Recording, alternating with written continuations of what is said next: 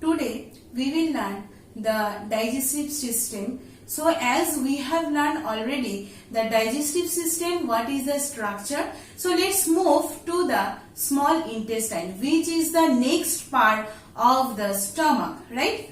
So small intestine, where is the small intestine? It is located just below of the stomach part.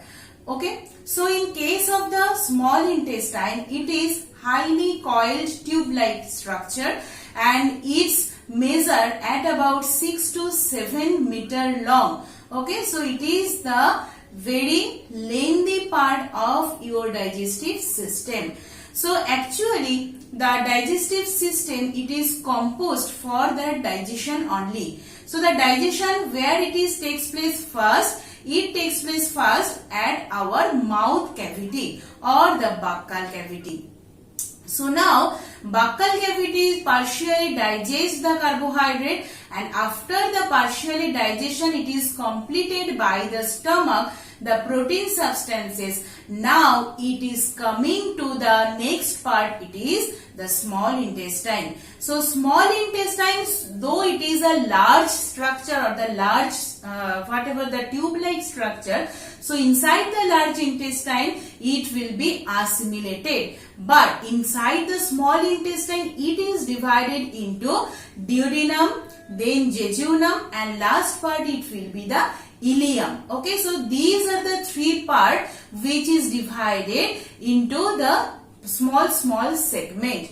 Okay, so now in the duodenum portion, where is the duodenum portion? It is located at the junction of the stomach and the small intestine.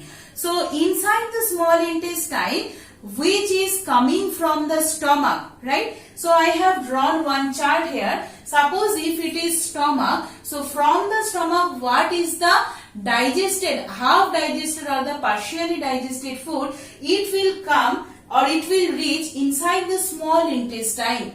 So small intestine, it is the place for the full digestion. Means digestion it will be completed. That time I have told stomach, partially digested food, it will pass to the next part. What it is? The small intestine. So in case of the small intestine, it will take the partially digested food and it will also take two juices. What the juices name? First it will take the liver juice and as well as the pancreatic juice from the pancreas. So liver, it will produce or it will secrete the bile juice.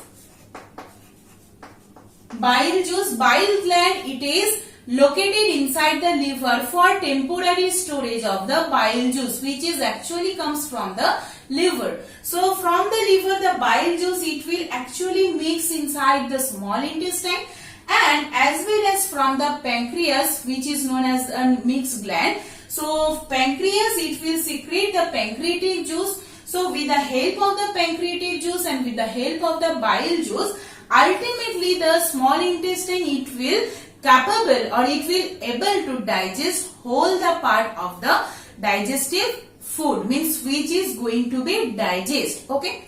So now in case of the small intestine, not only it will help for digestion but in the absorption process. Yes. So absorption process means what?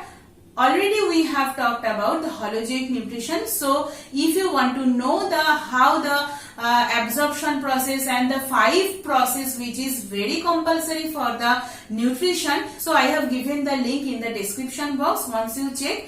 Okay, so now in case of the absorption process, what is the main organ which helps? So it is the villi. If you cross-check the inner membrane of the small intestine, that time you will find the hair-like structure or cilia-like structure which is present inside the epithelium of the small intestine. So like a finger-like projection, it is present like that. So what is the main function of it? So main function of this villi is to absorb the food which is passing by the small intestine. So duodenum part, it will digest whole the food, means the digestion it will be completed. Then jejunum and ileum, basically they are involved in the absorption process. They are involved in the absorption process. Okay, so after this the large intestine it will come, and next video we will be talking about the large intestine.